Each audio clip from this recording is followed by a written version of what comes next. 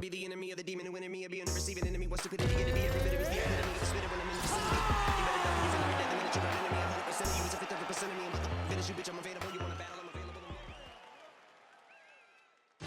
Coming up next, it's a UFC heavyweight division collision.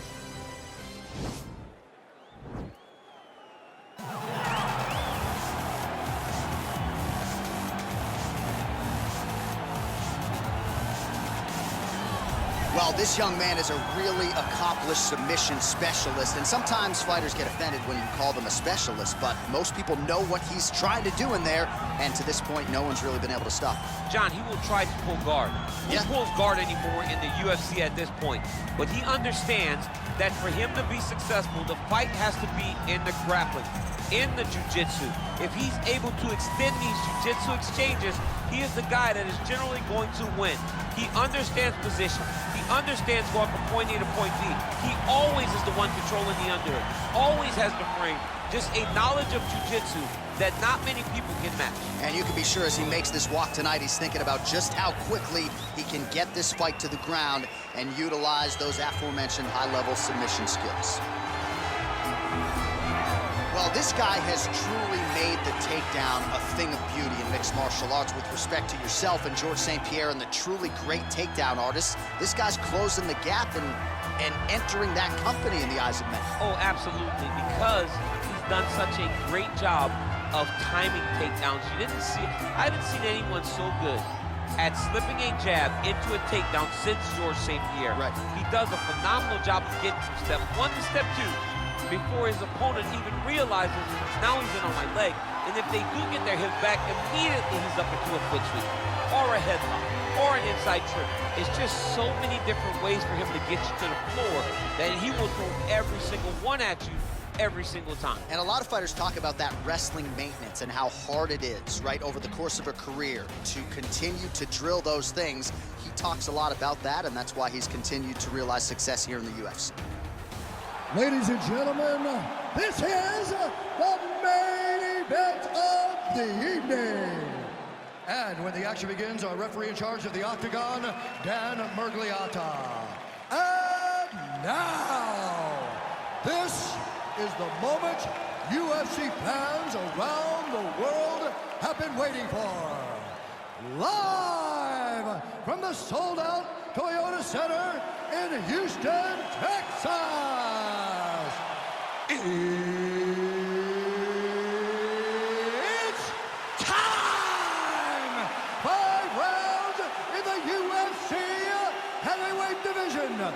Introducing first, fighting out of the blue corner. This man is a jiu-jitsu fighter holding a professional record of 20 wins, 3 losses. He stands 5 feet 10 inches tall, weighing in at 155 pounds. Fighting out of Liverpool, England, Paddy the Paddy Pimblett! And now introducing his opponent, fighting out of the red corner. This man is a mixed martial artist, holding a professional record of 7 wins, no losses. He stands 5 feet 9 inches tall, weighing in at 136 pounds. Fighting out of Las Vegas, Nevada, Raul Rosas Jr.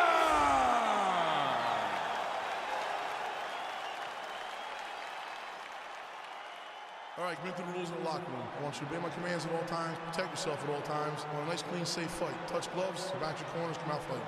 They touch him up, and we are underway. Ready?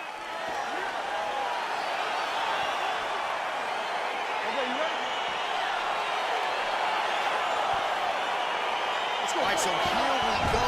The weight and the height gives way to the action right here on one side. Maybe the division's most well-rounded fighter, taking on arguably the biggest submission threat in this division. Because he's such a great submission grappler, I believe that this is the most dangerous fight for him in the division. Wow. He needs to maintain his space, stay away from this guy at all costs, and force him to stand up with him. Beautiful body kick. Looking to land the right just out of range. Bleeding from his cheeks now. Running fantastic strike to throw at the exact right moment. He deserves this moment. Go finish his fight. Stuffs the takedown there. How good is his takedown defense? Big leg kick land. Oh, really using his reach advantage there as he lands the punch, DC. Oh, well done moving the head there to slip that left hand. Big kick lands. All right, so there's the early takedown. Pretty evident, DC, that he wants to get this fight to the ground, and he was certainly able to do so there. He felt like he had a massive advantage in the wrestling, and if he attempted takedowns, he was secure. Let's see what he does from this position. Oh, and he lands another leg kick there. I have a novel idea. Maybe the opponent should try to check one of these. He's got to try to check him, but he can't, John, because there's no windup. There's no tell. And when he feels his opponent's getting the beat on his leg kicks, he'll just pop a jab up, get the hands up to block the face, blast the leg kick on the bottom. Wow, actually got the takedown. Another This takedown might just be a matter of time. Oh, wow, oh!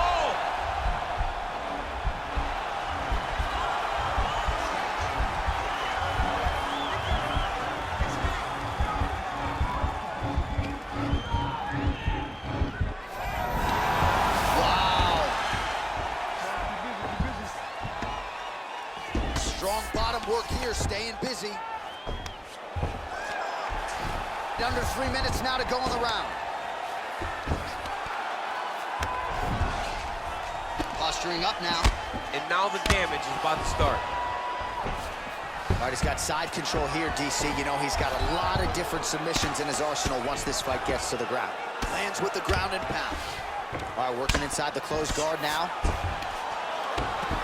Keeping busy here off of his back. Nice offense from the bottom. Strong bottom work here, staying busy.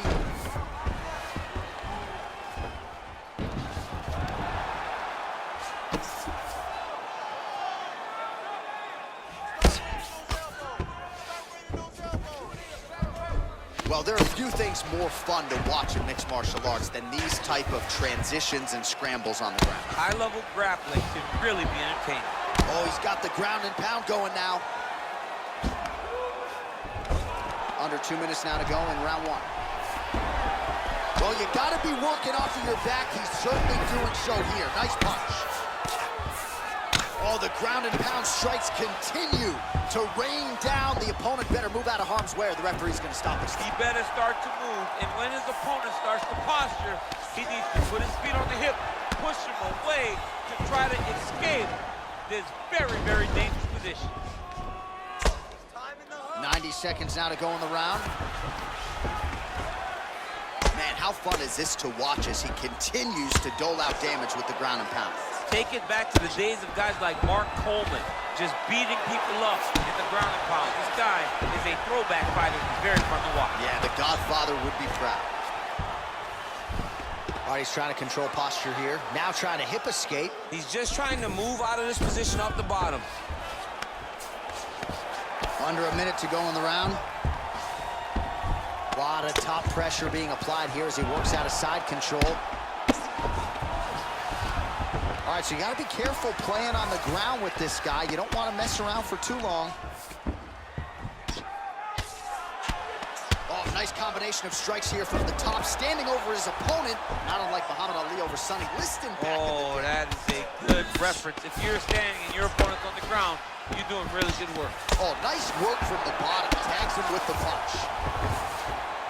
Rubber guard form now, DC. Some people believe this is nothing more than a stall tactic. What do you think the offensive fighter is trying to do here? He needs to regain his posture, right? He needs to shove that foot down from around his neck, shove it down, build your base, get that arm crease, and then get back to work trying to advance position to your ground and pound. If you play in there, you can find yourself in a lot of danger if you're not careful. Round two straight ahead. All right, so for one fighter, the round mercifully comes to an end as we look back at some of the action. What a display of ground and pound. It's his calling card. It's exactly what he's known for. He's known as a brutal ground and pound fighter, and he showed you just then why he's known as that in the MMA sphere. He's the guy that if he gets you down, he will dominate you with positioning and brutal, nasty ground and pound. Listen, All right, here we go with our next round. And DC, you've spoken a lot about ground and pound skills and how it's a little bit of a lost art in modern day mixed martial arts. Certainly not for this young man. No, and he does it the old school way, right? Yeah. Nowadays, you push a guy to the side of the octagon and use it as a barrier to get up. Right. Not with this guy. He stuffs your head in the corner, he gains his posture, and he just starts dropping hammers until eventually you're gonna turn to your knees, he'll take your neck and choke you, or he'll just put you back down. It's crazy to watch him dictate his opponent's actions with his power from this position. Not many guys can generate that type of power. You gotta go back to guys like Mark Munoz. You can call him all guilty now.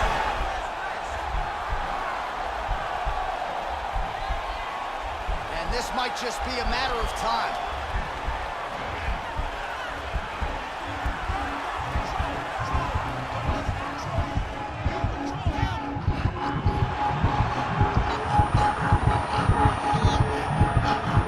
And there it is!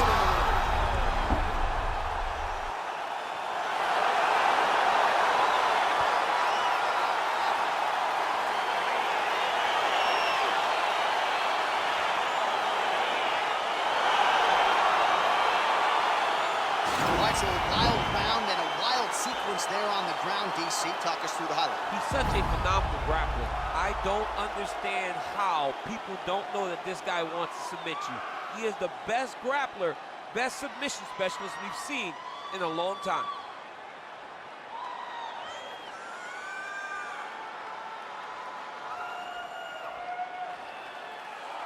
So there he is, your winner by submission tonight, and that is how you put the rest of the division on notice. A huge result for him here tonight. Ladies and gentlemen, referee Dan Bergliana has called a stop to this contest at 56 seconds of round number 2. For the winner by submission, Raul Rosas Jr. Well, the celebration is on in his corner, and hard to blame these guys, sort of waiting to exhale, get a huge win tonight, and not just the win, but they get it by submission. They knew what they had in front of them. They knew how tough a competitor his opponent was, but they also knew that if they could get this fight to the ground, they could find a submission. They found a submission. He got his hand raised in the way that he loves the most.